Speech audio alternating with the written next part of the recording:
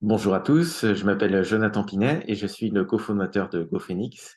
Chez GoPhoenix, nous accompagnons les individus à se reconvertir vers les métiers du digital à travers des accompagnements pour trouver sa voie, trouver sa formation et trouver un emploi. Aujourd'hui, j'ai le plaisir de recevoir Emilienne, une ancienne enseignante qui s'est reconvertie comme chef de projet digital. Bonjour Emilienne, Bonjour, bonjour. est-ce que tu pourrais commencer par te présenter et présenter ton parcours?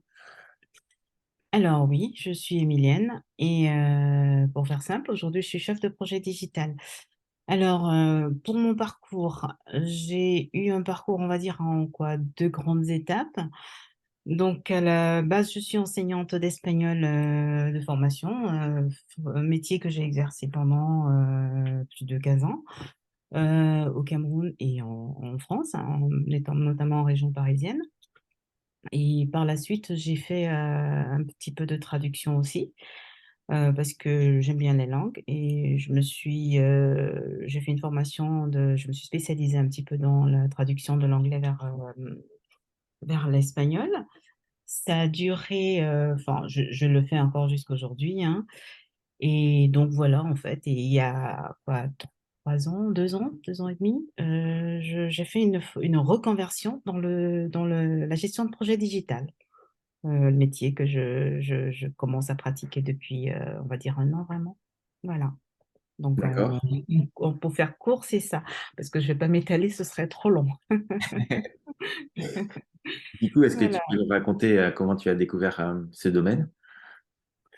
Alors, disons que, à la base, quand j'ai eu, je me retrouvais, enfin, je me suis rendu compte que j'ai le métier d'enseignement, ce n'était plus, c'était plus un moteur d'accomplissement, si je peux dire ça comme ça, pour moi. Et donc, j'avais besoin d'une activité propre, de me mettre à mon compte. Et donc j'ai cherché des formations, j'ai sollicité, le Pôle emploi d'ailleurs, pour voir si je pouvais avoir des formations dans la gestion de projet. Et c'est comme ça qu'ils m'ont proposé. Ils m'ont dit: «Le digital, c'est le métier d'avenir», et c'est comme ça que je me suis retrouvée dans le digital. J'avoue que partir de l'enseignement pour le digital, c'est complètement, vraiment c'est l'opposé, hein. Même si dans l'enseignement, on gère des petits projets, des mini projets, mais c'est pas forcément le digital. Donc c'était vraiment un grand bond que j'ai fait, quoi. Parce que c'est comme ça que j'ai découvert le métier, grâce à Pôle emploi, on va dire ça. Non, parce qu'ils nous proposaient, quand j'ai terminé mon quand j'ai décidé d'arrêter mon métier d'enseignante, donc je me suis retournée vers Pôle emploi et ils m'ont proposé, cette formation-là et j'ai dit: «Pourquoi pas?» Parce que je suis quand même quelqu'un d'assez curieux, qui aime les découvertes et donc voilà, je me suis laissée prendre. On va dire ça comme ça. D'accord, super. Du coup, est-ce que Ouais. tu pourrais nous présenter ton métier, ce que tu fais en quelques mots, pour ceux qui ne Alors connaissent le pas la gestion de projet digital?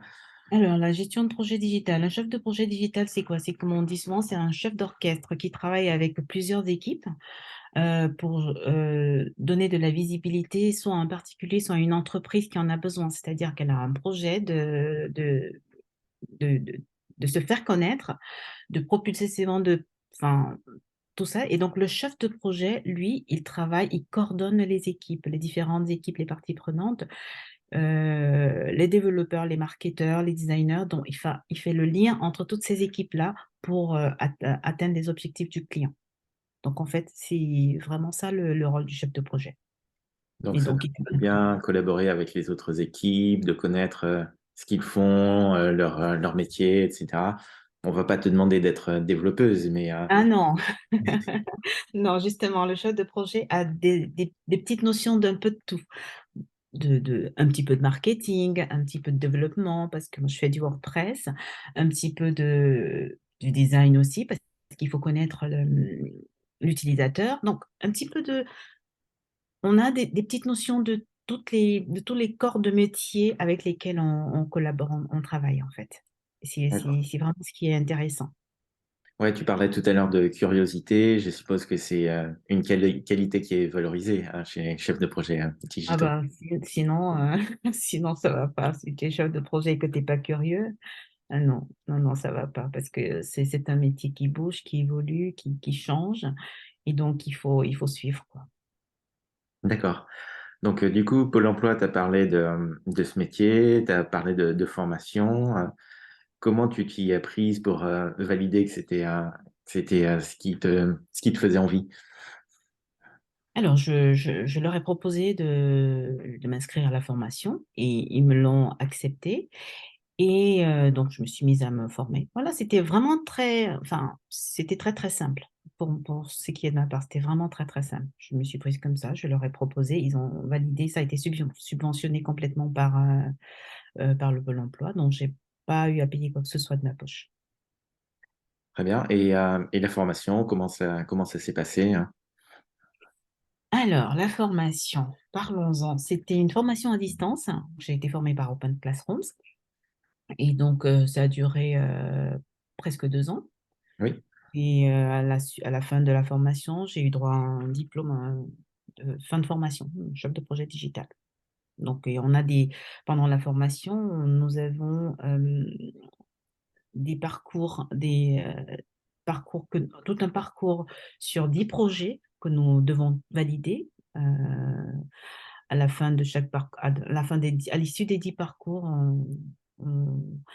ce que je veux dire, pendant le parcours, à la fin de chaque parcours, on est évalué. Voilà, c'est comme ça que ça se passe. C'est à chaque fois des parcours différents. Donc, on en a eu plein. Et à la fin lorsqu'on a validé les 10 parcours, voilà, on obtient son diplôme. Il y a le jury qui statue et puis on est diplômé. d'accord. Et globalement, qu'est-ce qui a été le plus dur dans ta reconversion? Ouf, le plus dur. Ce n'est pas le fait de me reconvertir qui était un problème, c'était le fait de partir sur quelque chose de totalement nouveau pour moi. Même si, comme je disais tout à l'heure, l'enseignement, c'est des mini-gestions de projet, ce que j'ai fait dans le digital, c'était complètement différent, vraiment complètement à l'opposé. Donc, c'était très, très difficile parce que c'était une formation à distance. C'était pas forcément quelque chose que je connaissais parce que moi, je faisais de l'espagnol, hein, je travaillais sur un ordinateur. C'était comme tout le monde, hein, je travaillais sur PowerPoint, sur le pack office, vraiment le basique. Alors il fallait que je fasse la gestion de projet, notamment apprendre tout ce qui est digital, j'avoue que c'était très, très dur et à distance en plus. Donc je me suis sentie très seule, ça j'avoue, c'était très, très, très dur. Et je me souviens que pendant la formation, on avait un mentor qu'on ne pouvait avoir qu'une seule fois par semaine et pendant 45 minutes. Donc le reste du temps, on travaillait en autonomie. Je suis de nature autonome, mais là, c'était un peu dur parce que c'était des notions qu'on ne connaissait pas, donc il fallait beaucoup, beaucoup, beaucoup travailler par soi-même. Et donc au final, franchement, j'avoue qu'au début, j'ai failli abandonner, mais heureusement, je ne suis pas quelqu'un qui abandonne, je suis très persévérante et je suis bien contente d'avoir atteint mon objectif. Justement, qu'est-ce qui t'a motivé à poursuivre malgré les difficultés? Oui, parce que justement, abandonner, c'est un signe pour moi, hein, abandonner quelque chose que tu as choisi de faire, c'est un signe de faiblesse. Parce que tant que j'aime atteindre comme surmonter une difficulté, moi, ça m'épanouit et ça me motive, hein. Donc, de, de, de n'avoir pas abandonné, je me suis dit à chaque fois, il faut pas que j'abandonne parce que c'est ce que j'ai décidé de faire. Hmm. C'était soit je retournais vers l'enseignement et que comme je disais, je ne m'accomplissais plus et je continuais de faire quelque chose qui ne m'épanouisse plus. C'était soit je continuais jusqu'à atteindre mon objectif. Et aujourd'hui, je suis vraiment fière d'avoir atteint mon objectif. Voilà. Génial. Qu'est-ce qui te plaît dans ton nouveau métier? Ouf, la diversité. C'est varié, les nouvelles compétences, les challenges et devoir gérer l'humain. Ça, c'est très agréable, surtout les grands humains, parce qu'avant, je gérais les humains plutôt adolescents. Oui. Aujourd'hui, de gérer des humains plutôt des adultes, c'est d'autres challenges. Il faut faire preuve de beaucoup d'empathie et je pense que ça me permet de développer d'autres compétences que je n'imaginais pas forcément que j'avais. Et ça me permet de me redécouvrir, on va dire ça. Et j'en suis très heureuse, j'avoue. D'accord. Il y a peut-être aussi des compétences dans ton ancien rôle d'enseignante que tu peux remobiliser aujourd'hui comme chef de projet digital. Oui, oui, oui, justement, oui. Parce que- enfin, dans l'enseignement, on a beaucoup d'empathie, on est curieux, il y a beaucoup de choses, on peut faire des choses différentes, mais ce n'est pas pareil que dans le digital. En fait, c'est, on a toujours des choses nouvelles, alors que dans l'enseignement, c'est un petit peu répétitif. D'accord. Donc, je me sers de ce que je savais dans l'enseignement pour rebondir dans le digital. Et c'est ce qui est un plus pour moi aujourd'hui. Est-ce que si on t'avait dit il y a 3 ans, 4 ans que tu évoluerais dans le digital, tu l'aurais cru? Ah non, complètement, non, pas du tout. Mais complètement. Ah, pas du tout, pas du tout. Parce que j'avais même pas pensé à un moment donné changer de profession, de métier. D'accord. Je suis, je suis je le fais un peu sur le tard, comme on dit, mais je suis contente de l'avoir fait, d'avoir changé de métier.